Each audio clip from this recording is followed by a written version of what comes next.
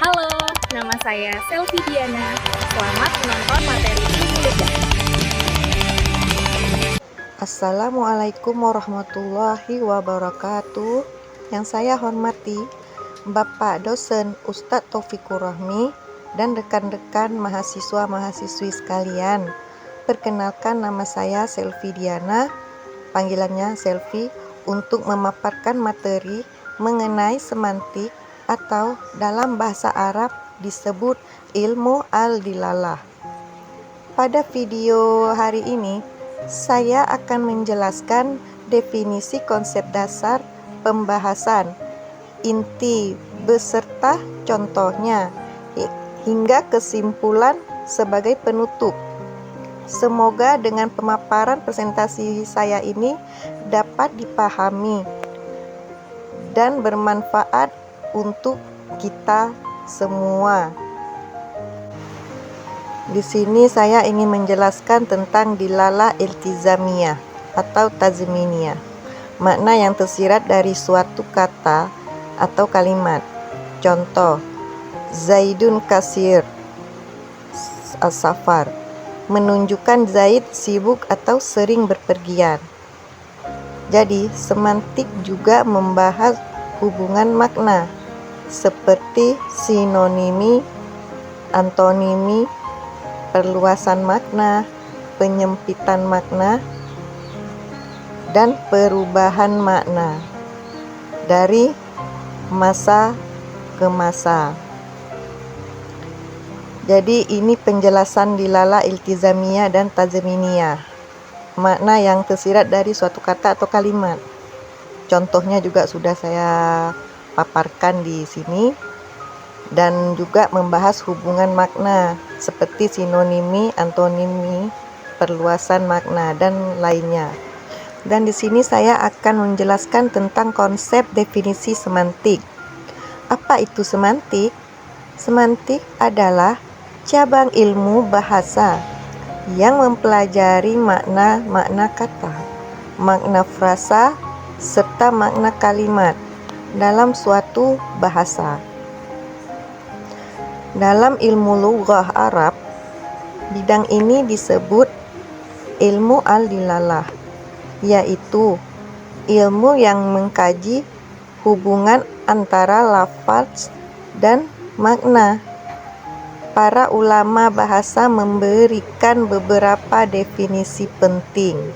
Nah, jadi di sini kita sudah sampai dengan konsep dan definisi semantik yang sudah kita jelaskan tadi. Apa itu semantik? Semantik adalah cabang ilmu bahasa yang mempelajari makna kata atau frasa, serta makna kalimat dalam suatu bahasa. Penjelasan dan pembahasan beserta contoh. Yang pertama, polisemi. Satu kata dengan banyak makna. Yang pertama, contoh kata dari ain, yaitu mata, mata air, mata-mata, emas, orang penting. Jadi di sini yang namanya polisemi adalah satu kata dengan banyak makna. Jadi contoh kata ain ini maknanya banyak, bisa mata, mata air, dan mata-mata, emas, dan orang penting. Jadi di sini penjelasan dan pembahasannya, yaitu yang pertama polisemi tersebut dengan banyak maknanya dan cuma hanya satu kata yang seperti contoh kata ain tersebut. Dan contoh kedua. Contoh kedua ini ialah homonimi. Homonimi ialah lafaz yang sama, makna berbeda jauh. Contoh kata munsar. Munsar ini adalah bisa berarti gergaji, bisa berarti juga bentuk bangunan tertentu. Itu namanya homonimi. Dan contoh ketiga, ini adalah contoh ketiga, yaitu sinonimi. Sinonimi ialah kata berbeda, makna mirip. Contoh, faraha sururi, yaitu artinya kegembiraan. Dengan contoh kegembiraan ini adalah sinonim. Dan yang contoh keempat. Contoh keempat ini ialah antonimi. Antonimi ini adalah kata berlawanan. Contoh, lail, nahar, shaghira, kasira. Jadi ini adalah contoh keempat, yaitu antonimi, kata berlawanan, yang berarti antonimi. Dan contoh kelima. Contoh kelima ialah makna leksikal dan makna kontekstual. Contoh kalimat, kana laha kalbun kabirun. Berarti kalau konteksnya tentang akhlak, yang berarti artinya berhati baik. Nah, ini makna leksikal plus makna kontekstual yang sudah ada contohnya. Dan contoh yang keenam.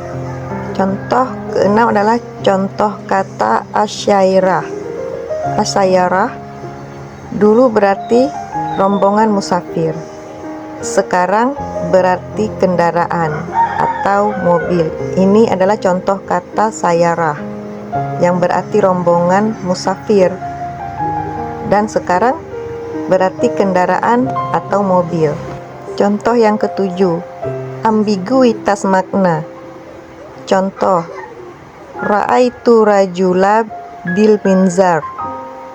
Bisa berarti melihat dengan teropong, bisa berarti melihat lelaki yang membawa teropong. Ini adalah contoh ketujuh, yaitu ambiguitas makna. Dan sudah ada contohnya di situ. Bisa berarti melihat dengan teropong atau melihat lelaki yang membawa teropong. Ini adalah ambiguitas makna. Dan hanya sampai contoh ketujuh. Mengapa semantik ini penting? Karena semantik membantu kita untuk memahami teks Arab klasik dan modern, mencegah salah tafsir, memahami ayat, hadis, dan literatur dengan lebih tepat, untuk menganalisis juga makna sesuai konteks sosial, budaya, dan linguistik. Maka dari itu semantik itu penting karena bisa membantu kita untuk memahami teks Arab klasik yang modern. Jadi dapat kesimpulan penutup dari saya. Sebagai penutup dapat saya simpulkan bahwa semantik adalah cabang ilmu bahasa yang mempelajari makna, baik makna kata, frasa, atau makna maupun kalimat. Dengan mempelajari semantik, kita tidak hanya memahami kata, tetapi kita juga bisa memahami makna yang tersembunyi di balik bahasa. Semoga materi kita ini bisa mencintai ilmu bahasa. Terima kasih atas perhatian rekan-rekan semua. Semoga pemaparan ini bermanfaat. Wassalamualaikum warahmatullahi wabarakatuh.